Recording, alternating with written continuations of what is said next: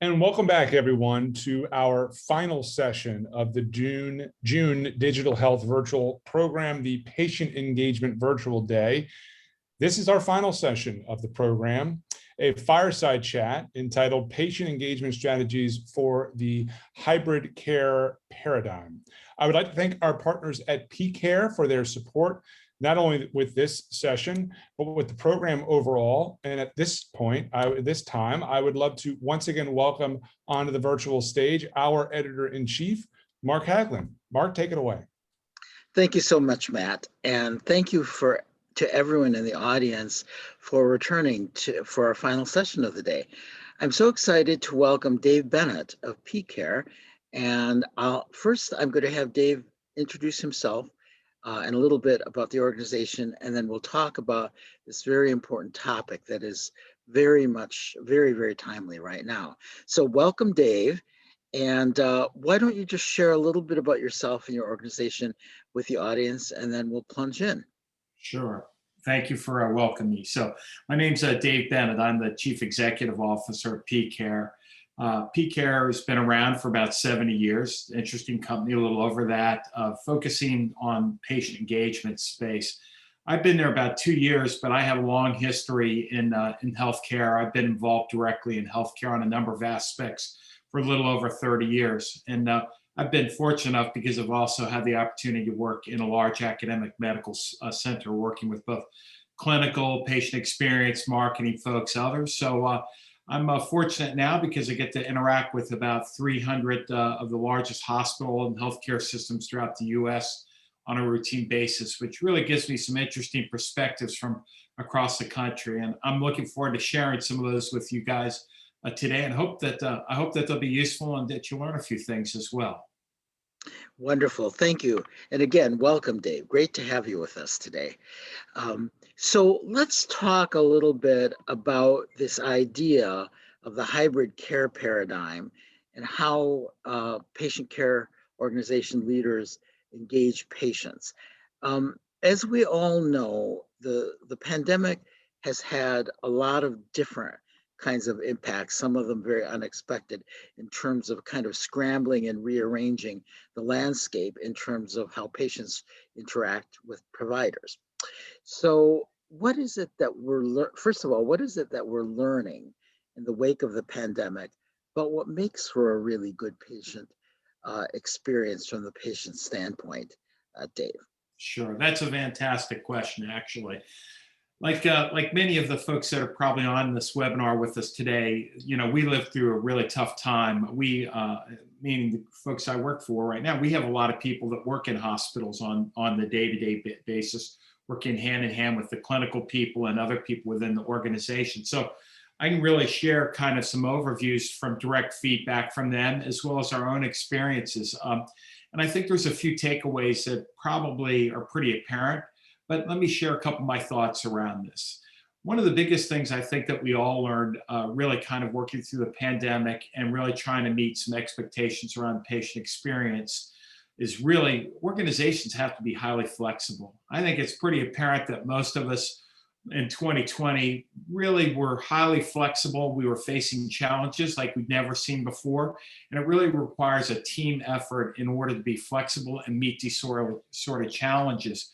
Very, very difficult times for sure. I also think that, listen, you got to also listen and learn from your people, particularly the frontline people. When you're trying to deal and be very agile, you often have to think outside the four walls of the hospital or box in many cases. And really, none of us know all of the right answers.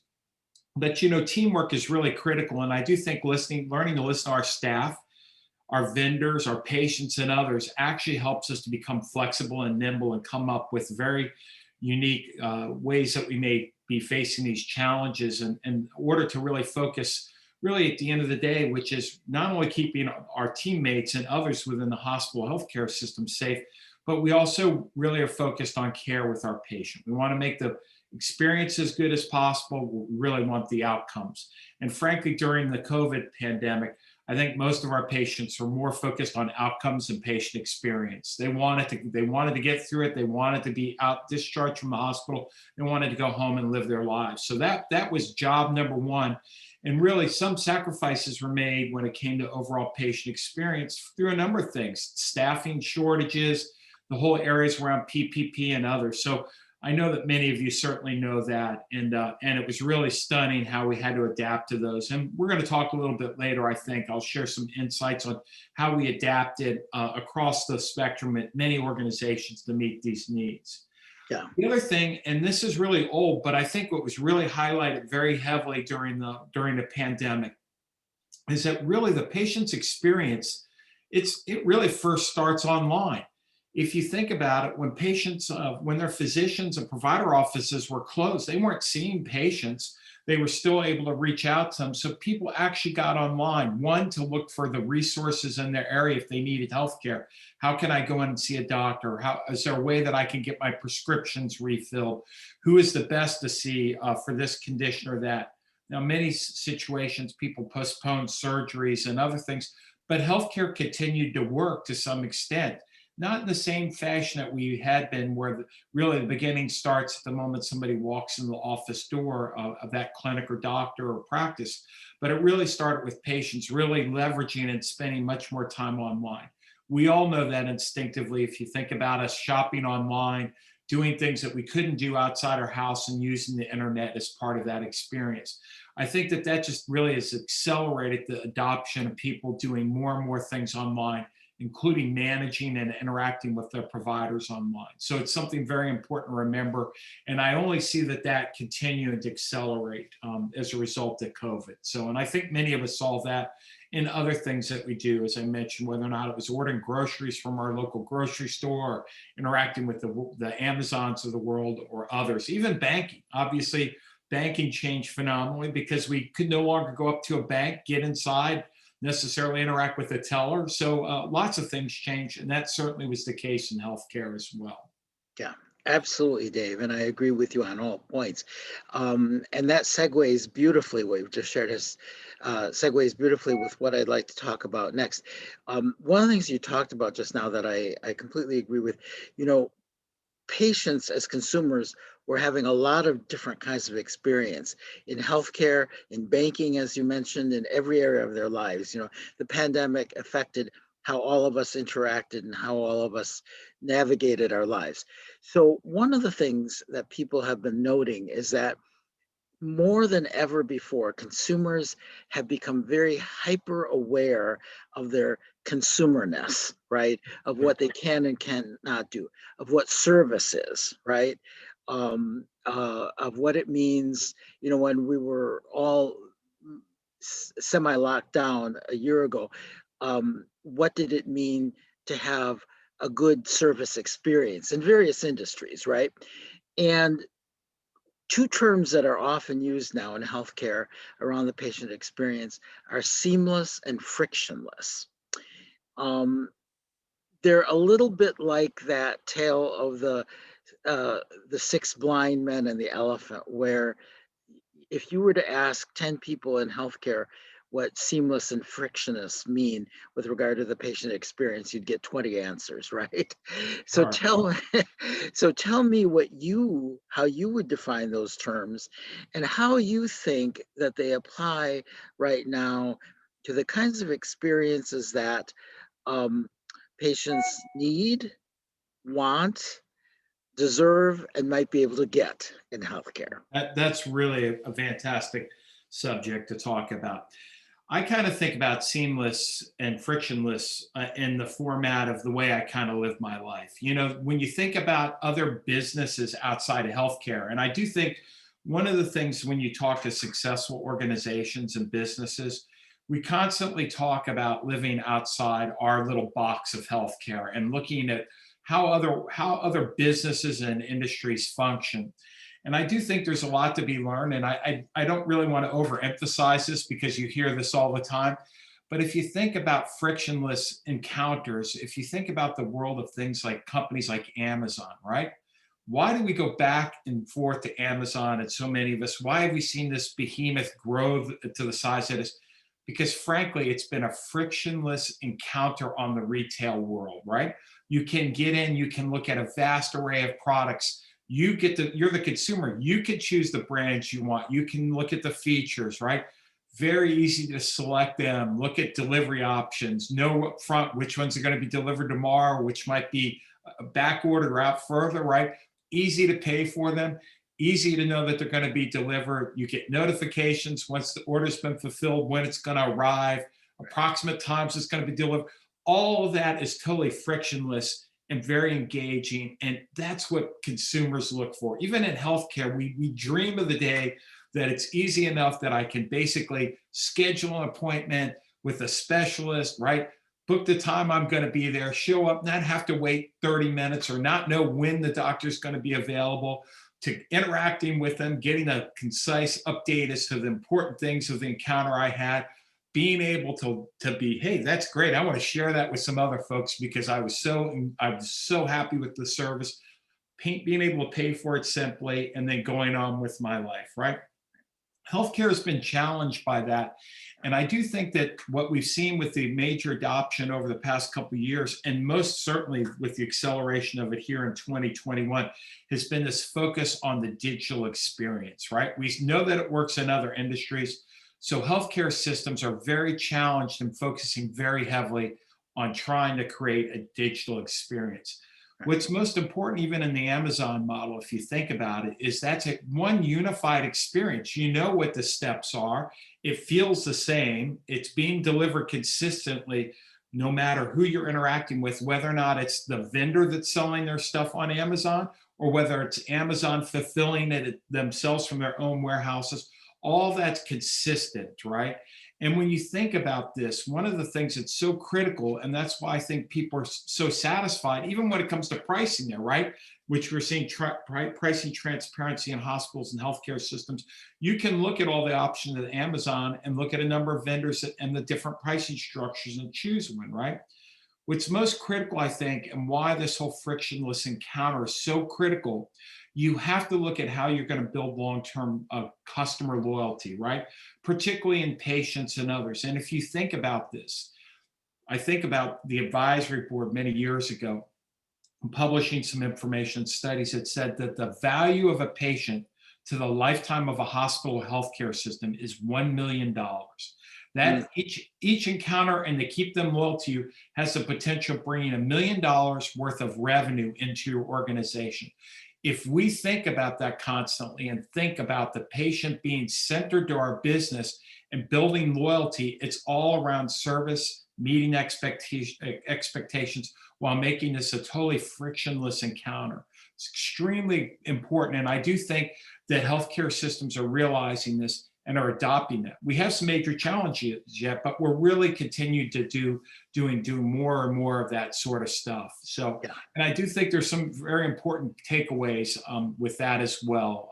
And organizations are much more adept at collecting data and information to help kind of oil or grease those friction areas within the encounter that a patient may have or others. So. Yeah, absolutely, Dave. I agree, absolutely. So I'm going to share a contrast here, compare and contrast situation. I had an experience. Now I'm going to say it was 20 years ago. So just for what it's worth, where I had been, my employer had switched health plans. And so we were I did a different network and I had to switch physicians. So they assigned me to this one physician and I went for an appointment. And I went to the office and basically was told that I would, long story short, that I would have to sit there for 3 to 3.5 hours. And I said, really?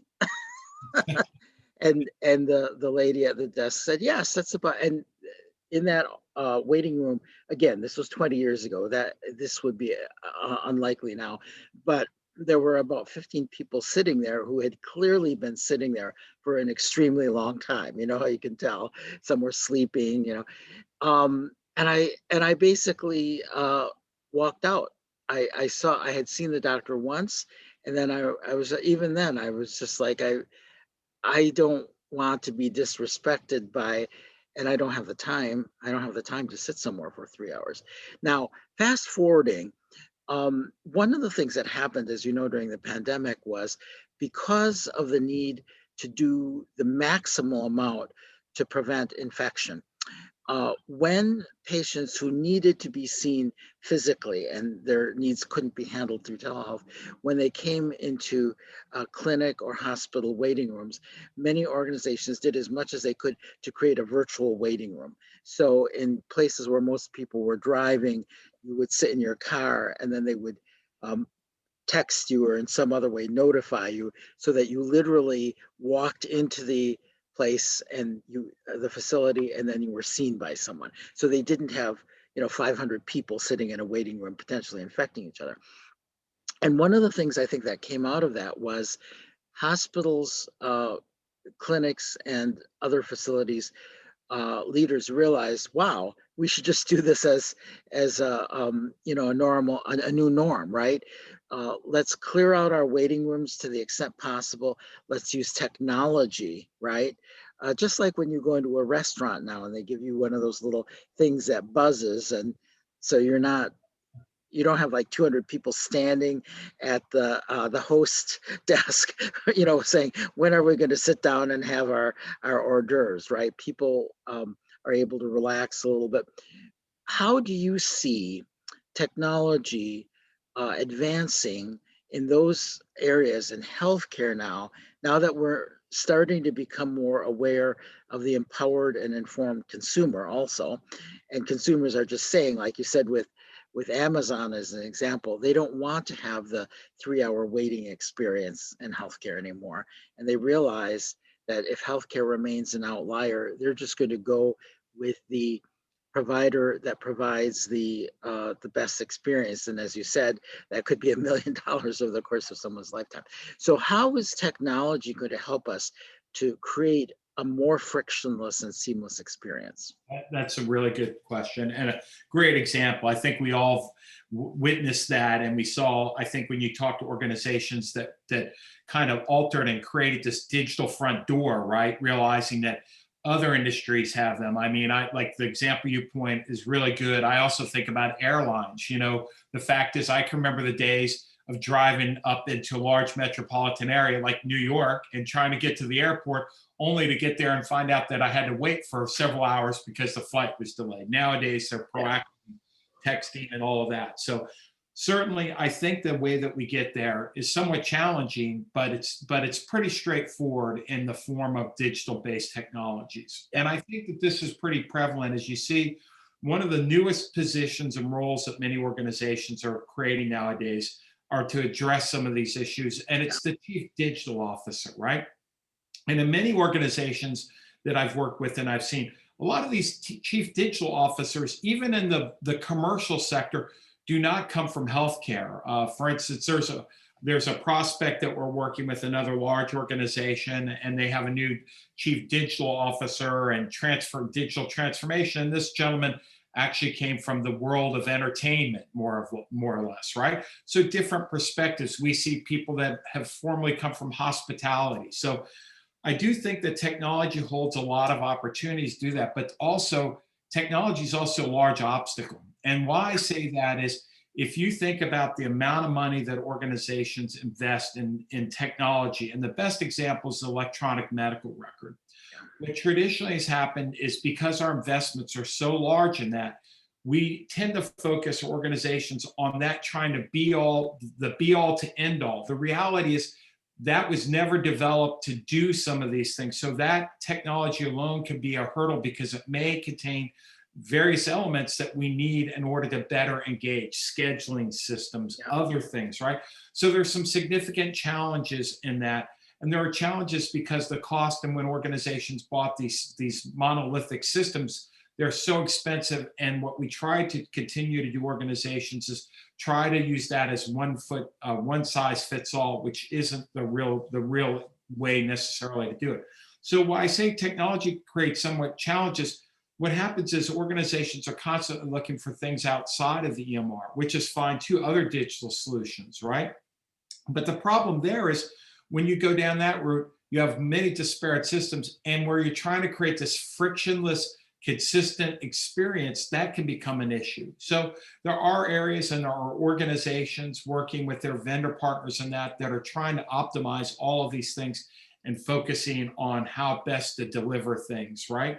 The other thing I do think, and an example of that would be that I mentioned even with the EMRs, is I do think organizations rely far too heavy on the patient portal. The patient portals, while they're useful in some regards, there is no comparison to that and true consumer engagement tools. If you look at what you could do there versus what you could do with an Amazon, you'd laugh. One is in the Stone Age, one is in the 21st century here. So we do have to look at those sort of things and say, hey, while they have aspects and they have great uses, the reality, we might need to look beyond that and how we can marry other things for sure.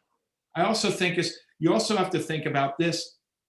Unlike a lot of other businesses, healthcare is a team sport. And where I mean that is we have nurses, physician providers, and we're in a universe that really focuses on this patient family-centered care. So care delivery, management, interaction goes beyond the patient, right? Now it goes into family members, other extended healthcare givers. And I think about this all the time. Probably like many of the folks on this webinar today, I have my mother and father-in-law are in their late 80s, and I'm dealing with managing their healthcare on a routine basis.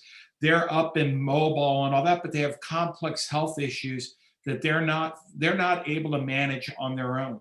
So the success in improving their outcomes involves myself, my wife, other members of the family, visiting nurses that come to, all of us working together as a unified team and trying to leverage more and more of these digital tools. They're not all out there, but the time will come that they'll be there.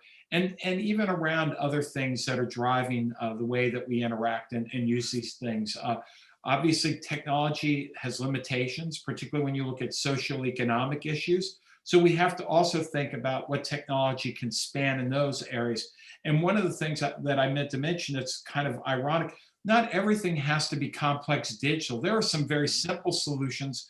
Like during COVID, I remember talking to organizations that their call centers, the ability to use the telephone to communicate with people that might be digitally challenged were being used at record levels. So it really takes a marriage of a number of technologies, both complex, old, and simple, but creating a consistent end result. And that's a great patient experience that gets the outcome that the patient really wants, whether or not it's improving and getting the healthcare that they want, managing their chronic condition, or just wellness in general. But a very good area for sure, where a lot of thought and a lot of work is going into for sure.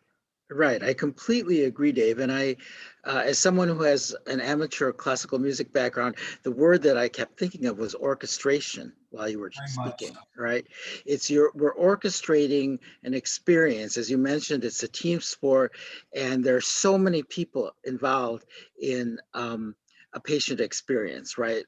I think sometimes it kind of bewilders people as patients, right? Like, was this the nurse who was just in my room 5 minutes ago, and that kind of thing.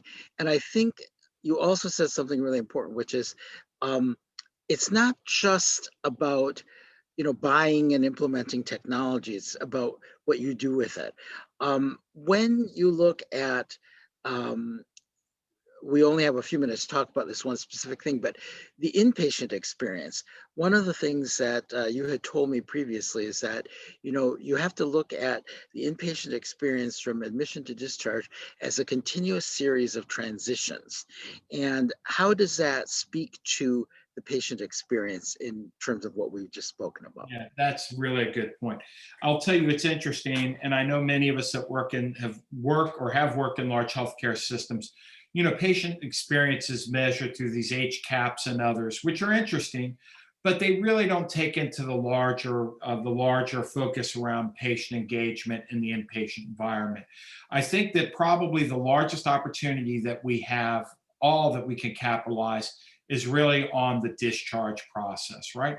It's really broken nowadays, and I have yet to see any single organization that has it perfectly wed together. So I do think there's large opportunities there. I do think that part of the key, which we're grappling with, many of us, is really, again, this patient and family-centric model. Yeah. How do we get everybody involved in that? I will tell you one of the biggest things that's most exciting in this area, and also when you talk about the pandemic and things that have changed, is this whole idea of Zoom meetings, right? So Zoom, we all live with Zoom. We're doing a Zoom We're conference. Zooming now. We have children that are doing Zoom. I think we're all Zoomed out, but you know Yeah. what? We can embrace Zoom. And not only have we seen it for typical outpatient telemedicine things, Yeah. we're seeing the adoption on the inpatient side of the world, where Zoom is being used to unite family members, outside healthcare givers, the physician, the nurse, and family members, all to help prepare the patient for the discharge process. Yeah. And giving them a consistent message, not hearing it from 3 different sources where the message is all inconsistent, but working together again as a larger team, both the patient side and the caregiver clinical side as well, social services and all that. So Right. that is an absolutely interesting model that is taking place now, and I think has some fundamental ability to impact discharge, not only from satisfaction, communication, but outcomes in the long run. And Right.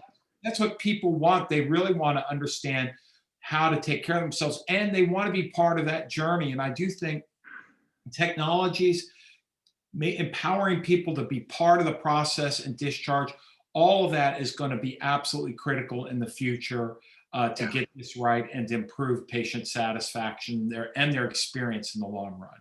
Absolutely. And I'll just mention one interesting thing per inpatient.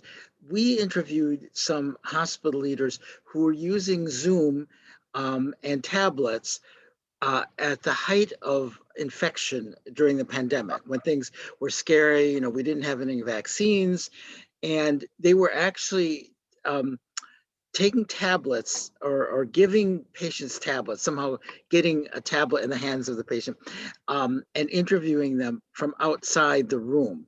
And in some cases, that was where patients were very highly infectious, right? So it was a way to minimize direct face-to-face contact while creating face-to-face contact remotely. So I think there are going to be really interesting use cases going forward, because we'll start to combine these technologies in effective ways.